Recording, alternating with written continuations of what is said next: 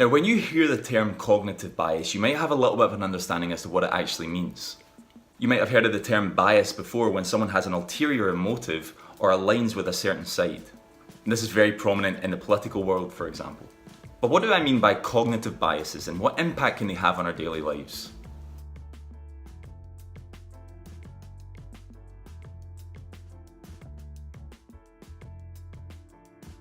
What's up guys, welcome to another week's episode of GetPsyched. If you've been enjoying this channel, I upload videos in psychology every Monday. Make sure to hit that subscribe button just below me here.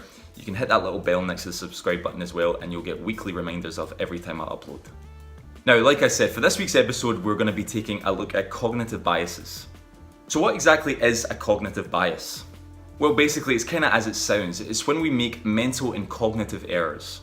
Now, these errors can be based in judgments and decision makings, and often they're unconscious. These errors can occur even when we try to elicit appropriate reasoning about situations. And like I said, due to the way in which our brains are wired, we don't actually know that we're doing these cognitive biases. So let's go into some example of cognitive biases and some environments in which they work and the impact that they have. So the first and probably one of the most famous cognitive biases is the confirmation bias. Now this basically is as it sounds, and it's when we try and seek out facts that confirm the thinking pattern and the belief that we already hold. You might be in a debate with somebody and you might have a very strong opinion about that debate and about the topic that you're arguing about. One of the things that you might do is you might seek out facts that confirm your argument and ignore the facts that confirm the other person's argument. Now again, people in the political realm do this a lot, but also it can be seen in legal terms, for example. Lawyers can do this kind of thing, where they seek out facts that bolster their case and bolster their client's case and ignore the facts that maybe criminalize their client. Okay, the next cognitive bias that I'm going to go into is the availability bias.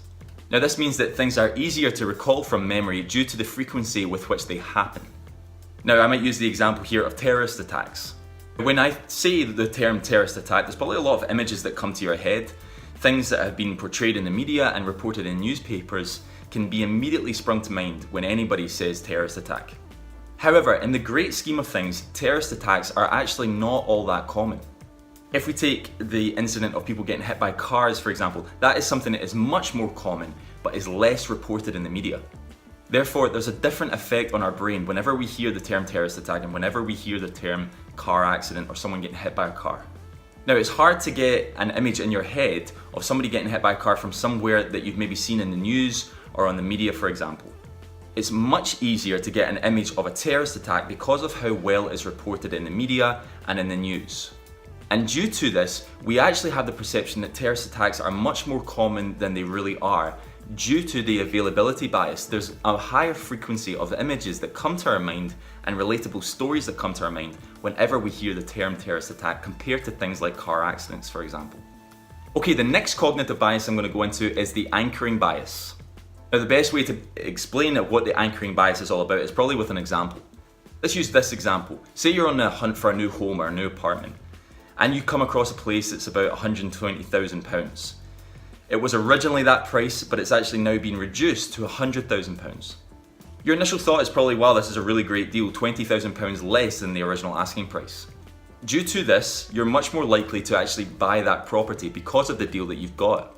However, let's take the same house. This is a bit of an abstract example, but let's take the same house and say that it was originally £80,000, or the original asking price was £80,000, and it's now been increased to £100,000.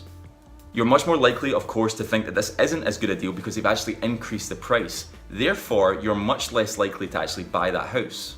Even though we're talking about the same house in this example and actually the same price of £100,000, the way in which the deal has been communicated or the deal that you're actually getting is drastically impacting the decision that you're making on buying that property. Now, like I said, this is a pretty drastic example and a bit of an abstract example, but the anchoring bias is actually something that does impact us on our daily lives.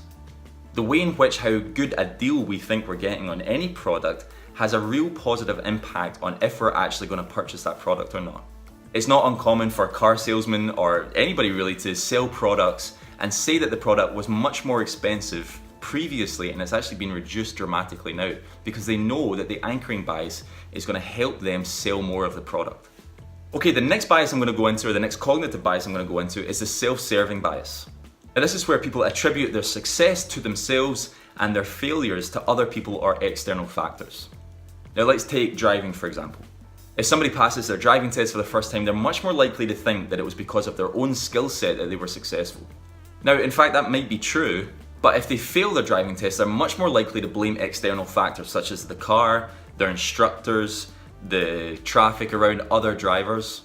The person failed and so are much more likely to blame uncontrolled or things that they can't control, these external factors, as to reason as to why they failed. Let's think about this again in an exam setting, for example. If somebody passes, they're much more likely to think it was their own intelligence or the way that they studied that helped them pass that exam. However, if someone failed that exam, they're much more likely to think it was external factors that caused that failure.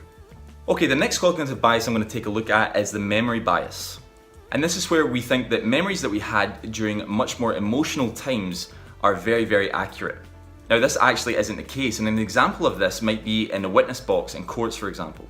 If somebody witnessed an attack, that's a very highly emotive time, and people who witness those attacks actually think their memories are very accurate. The truth is actually the opposite in a lot of terms. You might have a heightened sense of fear and panic during those emotional times, and your memory in turn is not as effective. It's not uncommon for people to try and recite situations to the police that they've seen an attack or something like that, and actually the truth is when they see the CCTV footage, that actually something completely different happened. Okay, the next and final cognitive bias I'm going to look at is the bandwagon effect. Now, this is primarily where people follow along with the crowd. They might take on the beliefs and thinking patterns of the crowd, not because it's what they individually think, but it's because what a larger majority actually think. And again, politically, this actually has a real impact. People are much more likely to change their opinion of political parties and political candidates based on the perception of people that are closest around them, even if it's completely different to how they actually think. So I've gone into a bit of detail as to some different cognitive biases, about what cognitive biases actually are, but what can we do about our cognitive biases in our daily lives? Well, psychological research actually states that there's a very important reason as to why we have cognitive biases. They protect us and they give us legitimate reasons as to why certain things fail and certain things succeed. They also help us make snap decisions in stressful moments. But as we've already gone into some detail about, those snap decisions are not often always based on effective reasoning and logic. Now, psychology tries to make sense of this by what they call a dual system of thinking. Now, I actually have a book on this and I've forgotten where it is, but it's in the bookshelf behind me. Thinking Fast and Slow by Daniel Kahneman actually goes into this dual process of thinking in psychology, and I'm going to put a link in the description down below so you can actually access that book. It's a really, really good read. It's quite a difficult read at times, but it goes on into an understanding about two separate systems of thinking patterns. Now, these two systems are pretty easily labeled. They're labeled System 1 and System 2. System 1 is our fast, quick thinking pattern, basically like our rule of thumb thinking pattern. These are based on generic understandings and stereotypical thought patterns, and it's when we experience a situation or a stressful circumstance, we have a very quick judgment or a very quick thinking pattern. That's where our System 1 thinking pattern kicks in. Now, our System 2 thinking pattern is a much more slower thought process. It's much more calculated.